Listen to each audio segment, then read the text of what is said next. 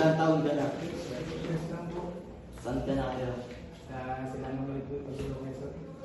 Ano ang iyong trabaho o hanap buhay? Wala ako isang tambay lang. May kaugnayan ka ba sa biktima o suspect? Ako yung naglalakad, nakita ko yung mangyayari. Ako po nakita ko yung sasaksak ng isang biktima. Saan po ang biktima? Ako yung naglalakad.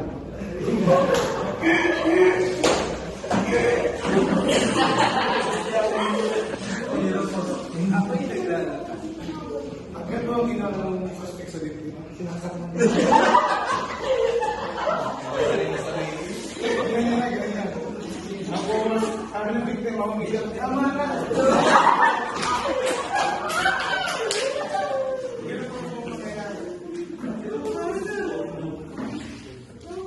Natawa man. Kailan nangyari ang incident?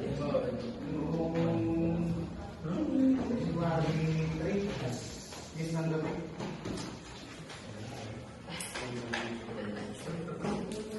Saan isang lugar ito nangyari? Hindi ko masabing saktong lugar dahil malilim yun.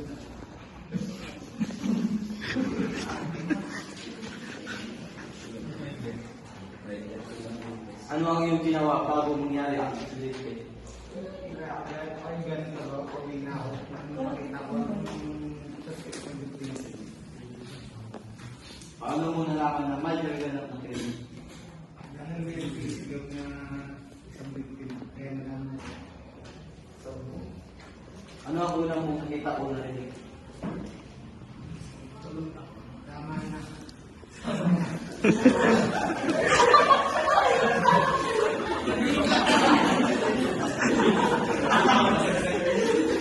Bibigyan kita ng 5 minuto upang ipakita yung nakita mo sa krimen.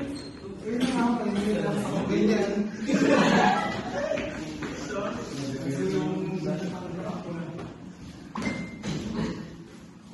Tamuan. Number ano ito? Yung ginagawa niyo? Number? Number one? Number ano ito? Number one? Number one, paano naging emotional barrier? Ano sila yung... Bali dito? Tama ba? Pwede. Eh kasi nakalagay barrier ka psychological or emotional.